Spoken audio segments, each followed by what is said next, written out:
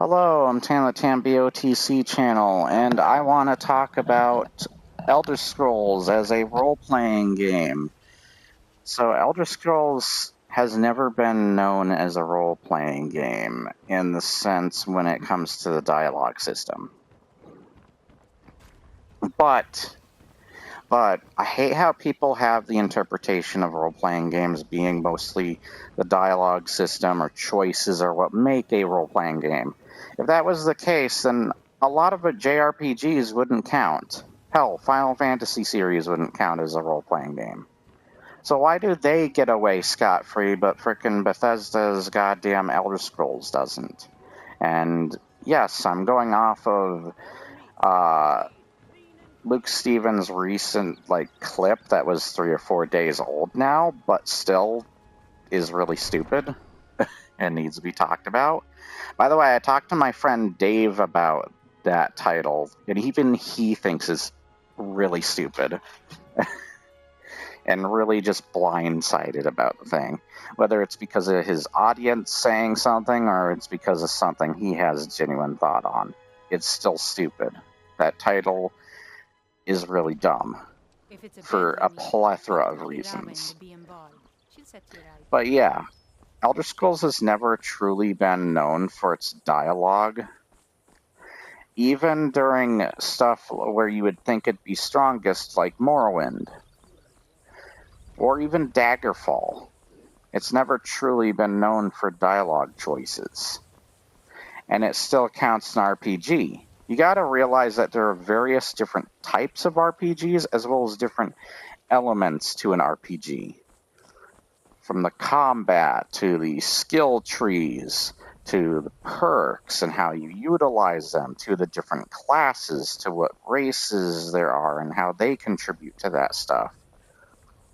As well as the world, how that contributes in some way, shape, or form. There are different gameplay elements to a RPG. As well as, like I said, different types of RPGs, action RPGs, JRPGs, all sorts of stuff. Hell, there's RPGs that don't even need frickin' combat at all. And they still count as RPGs. But yeah, there are all types of RPGs. And Elder Scrolls has never been known for choices to begin with, yet people seem to forget that.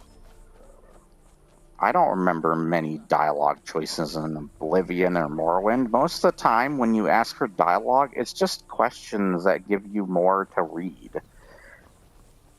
And gives you more insight on the lore and such on different things. Or directions to your quest or something.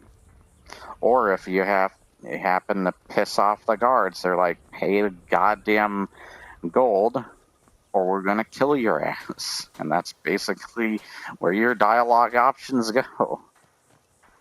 A lot of games have an illusion of choice, too, where it's mostly just 2 different directions, or a lot of the choices don't come in until, the 3rd part of the game. And something like The Witcher, a lot of the dialogue choices just sum up to being either you ask different questions, also they're color-coded, where people have complained about Elder Scrolls or Fallout dialogue just saying the obvious this or that, like flirt or whatever option. There's outdated things even with stuff like The Witcher. And if we're going to just count roleplay, then The Witcher and Kingdom Come Deliverance are not role-playing games. Because you are stuck as one role and one character. They're more like the Naughty Dog RPG. They're more like if a Naughty Dog game got turned into an RPG.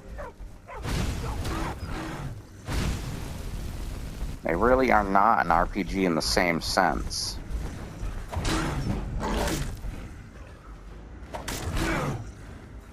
Jeez. I hate trolls. What is with the frame rate right now? But yeah, you're stuck to focusing on one character instead of multiple. And while they can have 2 or 3 different characters that have that have a lot of character development and story, there are a lot of NPCs in that game that are just meant to be filler for like their cities and such. They don't really have important dialogue to say. They don't interact with you on the same level unless they're a merchant. There just really isn't much depth to them. So there's definitely some outdated stuff. Also, there are elements of Valve in the more recent Elder Scrolls games, like the system involving physics. You can interact with a bunch of the items on, say, a table, like plates, dishes, and frickin' somebody's food, and just throw it around. Where in something like if you went up to a table with that same stuff in a Witcher game, you can't. You can't interact with that stuff. And in something like Skyrim, because a lot of the NPCs have names and quests and even backgrounds and stuff, they may be a bit more shallow and less character development than, say, the few strong character developed characters in a Witcher game or CD Projekt game, but they make up for it with you basically knowing every NPC's name and background and such, just from little things that they say or do in the world, or even looking around their house. Their home tells you something about them. There's just various things that it's ironic how people say Bethesda's games are outdated, yet you could arguably make the same amount of points about a CD Projekt Red game that has just as many outdated things, or even things that don't make it nearly as strong an RPG. Now, luckily, stuff like The Witcher and Kingdom Come Deliverance do have stuff like stats, weapon stats, armor stats, skill trees, how those contribute, all that kind of stuff to make it feel like an RPG. And dialogue choices are just another added element. But Elder Scrolls also has a lot of that stuff, and so does Fallout. Fallout is a little bit more known for trying to have dialogue choices than what an Elder Scrolls game does. But still, if I were to make a video like that for Luke Stevens, I would have made a title like that more so for Bethesda's next Fallout game, not Bethesda's next Elder Scrolls game. Because Elder Scrolls has never been known for dialogue. And there are still strong elements to its story and lore. Where something like The Witcher is more restrictive because it's based on a goddamn book series, and it kind of still has to play to the rules of what those books set up, while still having its times where it can stray. It's still restricted to that, and you can tell, especially with the main characters that it focuses on. I mean, look at The Witcher 4, for example. If The Witcher 4 was to follow the dialogue choice path that The Witcher 3 did, then say, frickin' Ciri isn't even the main character then. Because there's basically endings where frickin' Ciri can just straight up be dead. And since the new game is based on Ciri being the main character, yeah, they clearly went with a certain version of being canon and straightforward. And in the books, guess who basically takes over in the last couple books as like the main character? That's right, Ciri. Ciri takes over as the main character in the last couple books. So they are still somewhat restricted to the universe of the Witcher. And to go further, if I further want to make fun of The Witcher and make it look like a joke, there are people, I'm not going to say that it is, but there are people who claim that The Witcher rips off another fantasy series, even down to a T, where it doesn't feel nearly as creative as other RPGs and role-playing, or just fantasy worlds, that it rips off something and takes the glory away from something known as Elric of Melniboné. It is a book series that a lot of people have heavily said that The Witcher has ripped off. And I actually think that while I do like The Witcher a lot, I prefer Elric of Melniboné. It's just a much more interesting world. And you don't see main characters like Elric very often, where you do see main characters like Geralt of Rivia.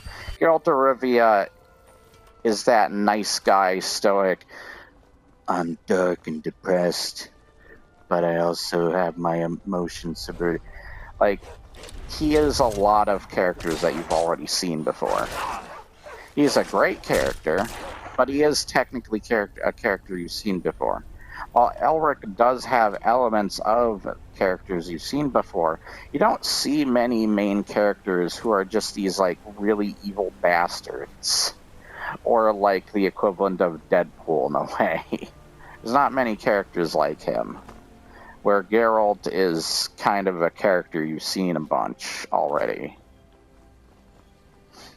And with Kingdom Come Deliverance, because it's so heavy on cutscenes and stuff, cutting in between them, and not giving you much room to play. And while I do like watching the story of these characters, I'm also sick of that, where too many games are trying to be like movies and cutscene heavy. Even The Witcher has this problem, along with the realism thing I talked about earlier. It's just gotten to the point where it's annoying. In something like an Elder Scrolls game, if you got locked into a dialogue situation, you could just back up and leave the dialogue situation right there and now. If you wanted to, or press B, or even skip through the dialogue, which you can do with basically any game, but still. There are some games that isn't quite as easy to do with.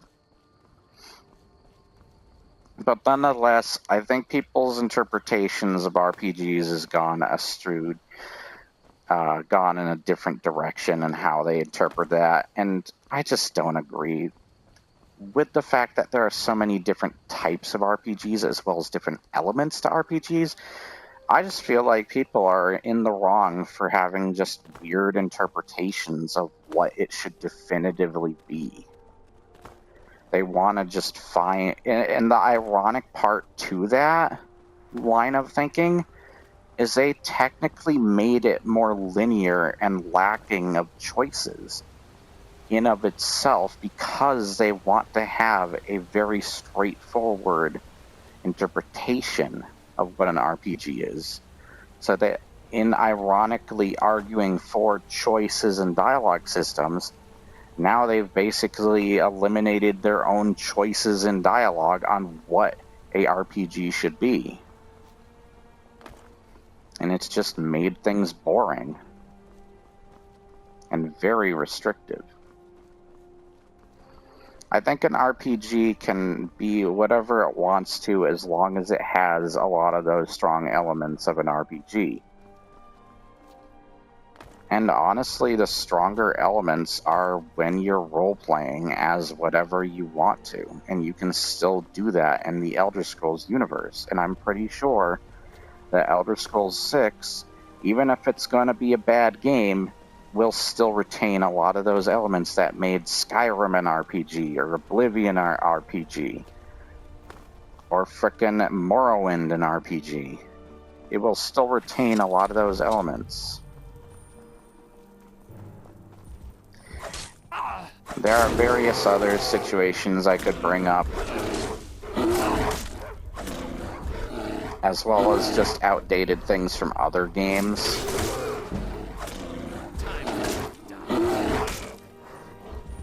But I think I'm pretty much done. Yeah, for all the irony, people say that Bethesda games are outdated, and yes, they are. in a lot of ways. So are other games. So are other games. So are CG Project Red games. And hell, you're restricted also on weapons and stuff. Another problem I had with both The Witcher and Cyberpunk, one's supposed to be a sci-fi dystopian cyberpunk universe, and the other one's supposed to be a medieval fantasy universe in like Scandinavian setting or whatever. Not Scandinavian. I guess it's Polish. But yeah.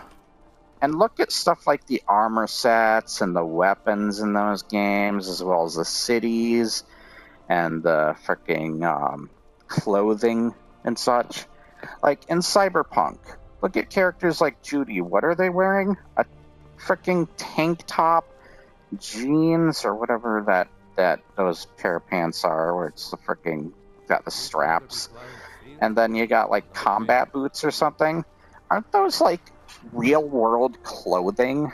Like the most they have is like a leather jacket with a glowing collar. Yeah, gee, that speaks freaking sci-fi, doesn't it? What the hell? When only your night city looks like it's a cyberpunk setup city, why does all the clothing have to be this boring ass like clothing we would wear today? Like, what? Hell, the designs of the characters are boring. You look at a character like Johnny Silverhand, who exactly has the name off of a goddamn hand he has, is boring because his design makes him look like a bootleg Winter Soldier. They didn't go wild with his freaking design either. His clothing is also just meh, generic clothing that somebody would wear in real life. Like, why haven't they gone more out there with the clothing and weapon options and stuff? Come on. In The Witcher, because you're mostly restricted to utilizing swords, you can use axes and maces and clubs, but they're not preferred, as well as a lot of them are frickin' have weak-ass stats, so you're probably most likely gonna use swords, especially since The Witcher is known for using silver and steel swords. You're restricted to just those options. And that's the other thing, is Bethesda games at least give you a big playground of a map to mess around with, and hence why do channels like Jube and Doug and stuff always come up with new ideas for this game? Even me now. I find new ideas I want to do with these games. Take, for example, I want to do a survival series in this game where I just survive in the wilderness or use a campfire to cook food or in a pot or whatever. You can't really cook it on a fire that I know of. But yeah, you can basically hunt and all that stuff. And something like The Witcher, you can't really do that. You're not given a bow and arrow to typically do hunting. You could do that more so in Red Dead or Zelda Breath of the Wild, but you can't really do that in The Witcher now, can you? And also because Cyberpunk doesn't really have that much for wildlife, you can't do it there either. So I just don't have as many options in how I want to utilize my big old playground I'm given. And that's not even it. I don't nearly see as many things people do with something like The Witcher or Cyberpunk, or even many channels based around those games, as I do with Elder Scrolls and Fallout. I'm given the necessary tools to do what I want, and whenever I want.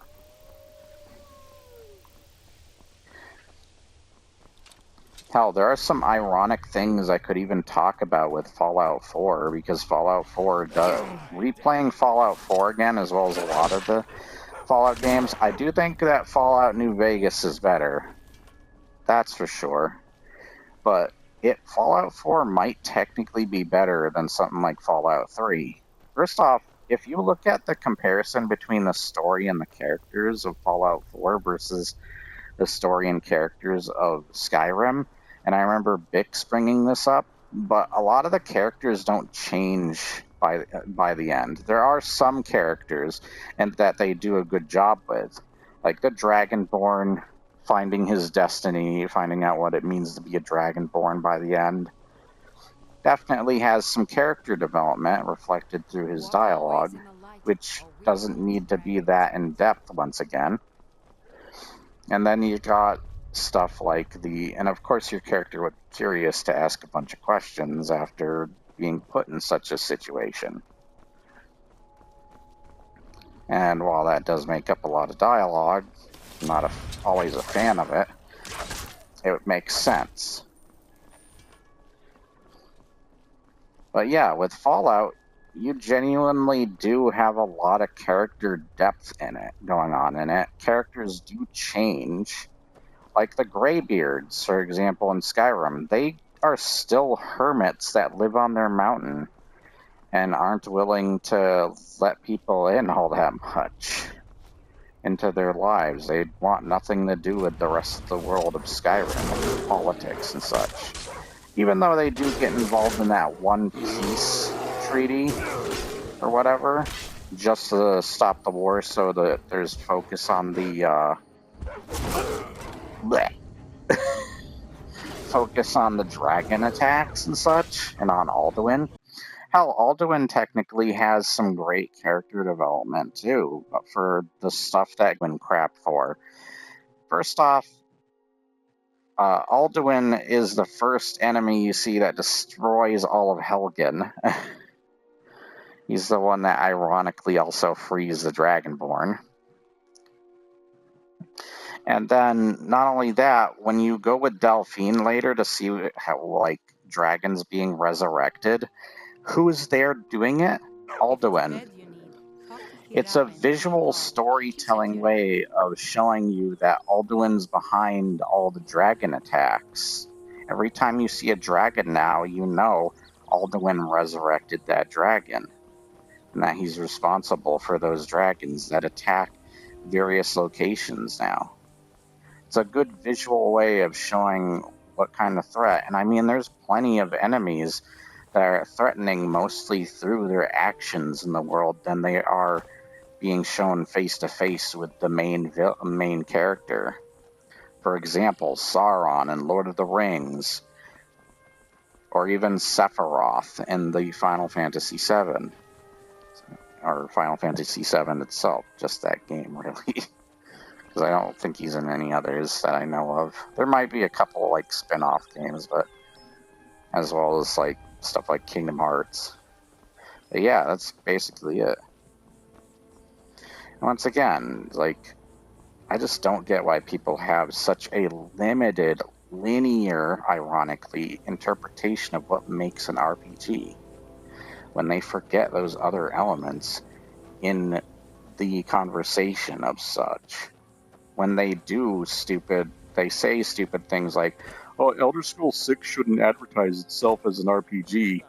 Bro, there are other elements that make an RPG. That is the last thing I would be concerned with Elder Scrolls 6. If anything, I'd be more concerned about how it plays, or other elements of what they could screw up, or what they could take away from it. More so. I would be more worried about that than I would it not being an RPG. First off, we barely know anything about the game, so why are you jumping to conclusions, by the way, of it not being an RPG, or advertising itself as such? We don't know anything about it. We haven't seen anything about it, so you bringing that up just kind of feels like it comes out of frickin' nowhere. I didn't even think about that until I was talking about it now. That is just such a stupid, blind oversight on people's side. And especially Luke Stevens when making a dumbass video with a dumbass title like that. I'm sorry, but that is such a blind way of looking at things. And I frickin' hate it. Anyways, I think that's going to be it for now. I hope you enjoyed or found something interesting from this. Let me know in the comments below. Okay, there's a troll beating up an elk. And now he's pissed at us. Take this cart. See, I can interact with this. Where's your interaction, Witcher? Where's your physics engine, huh? No, it doesn't really need one, but yeah, it is interesting to think that it doesn't have a lot of elements to its game that made people love Elder Scrolls. I'm just gonna leave them to that. Maybe Dirkethis. By the way, there's actual lore to Dirkethis, believe it or not, as well as things you can tell about Dirkethis. This is a character that has very little to him, that people would be like, oh, he's nobody, he's a nobody. But he does have character development, believe it or not. Or character to him. Yeah, I'm leaving. Bye, Dirkethis. But yeah, if you go to, for example, since he's a character that a lot of people would see as very shallow, there are NPCs at Darkwater Passing that mention him. Like the little girl mentions him teaching her how to swim and such. It tells you a couple of things, that he's good with children, and he's a good swimmer. Hell, he tells you how he got frickin' trapped and captured by the Falmir is because he swam up the falls too far. Which leads me to another point. Is he Zelda from Breath of the Wild when he has that Zora outfit that allows him to swim straight up a waterfall? Because how to get up there is via waterfalls, by the way. So I'm wondering how crazy his swimming efforts go to. But yeah, it tells you a couple of things already. You also can tell by the weaponry and how he's dressed, too, that he's not only a miner that works there, and I think he makes friends with that one Dunmer guy, which is interesting to think about because there's a war going on between Blackmarsh and the rest of Morrowind, with the Dunmer versus the Argonians, that you would think they'd hate each other, but no, they get along instead. They work together in this mine. They even sleep at camp without one slitting the other's throat. And then there's also a Neke who mentions how she wants help going hunting, as well as her husband used to do it, but he's a frickin' lazy bum. Ooh, is that Maik? But yeah, I think that's Maik. I'm not sure, though. Oh, it might be the way they're walking. I don't think that's Maik, yeah. What's she doing out here? Oh, she can be a follower. Okay, I didn't know that. Interesting.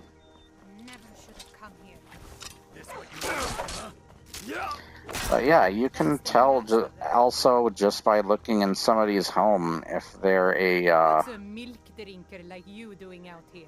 Go home to your mother. The irony is I just had some milk to drink. I love milk. Frick you. But anyways, you can tell even by somebody's home, and with the Aniki thing, because Dirkethis is good with bow and arrow combat, you can tell he's probably gone on hunting adventures with Aniki, or however you pronounce her name. So there's still a lot you can read into a character just from visual stuff going on with them, whether it's their outfit or the weaponry they use or where they work, or maybe one or two lines of dialogue mentioning them from another character, or the dialogue they mention. There's various things, as well as the items within somebody's home. You can tell by not only it feeling like a space that's lived in, but it tells you a lot about that person too, and what they're like. It could be a messy home, it could be a clean home. There's various things. You don't really get cool little details and stuff like that from games like The Witcher and such. And once again, I'm not trying to bash on The Witcher. I know it sounds like that and such. And you can love those games, and I do love The Witcher as well. But there are a lot of things that I do love of games like this and such that adds to why I keep coming back and replaying them. And there's a certain video series, I just wish I remembered the name of it, of the guy. I just remember that the guy's title of his video is Skyrim is the King of Immersion. And I think it's one of the best videos I watched this year. And he has that same guy has 2 other Skyrim videos that I definitely recommend that are really good and help to understand why Skyrim's so good at what it does, as well as various other things Skyrim's able to accomplish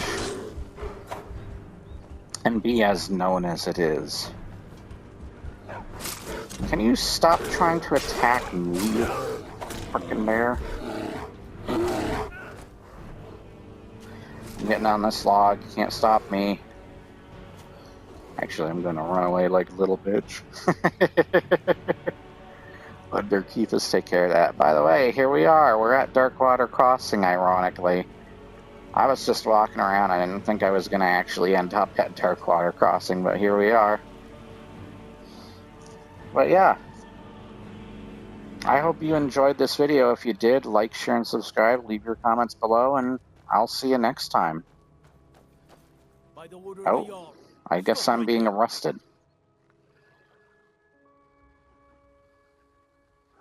Okay, you can take me to prison. I hope you have an awesome day. And don't forget to transform and roll out. Yeah, that's about it. See ya. Bye, Jimmy's mom. I guess I'm in prison. Yay.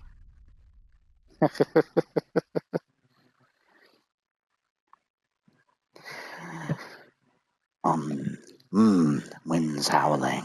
Bye.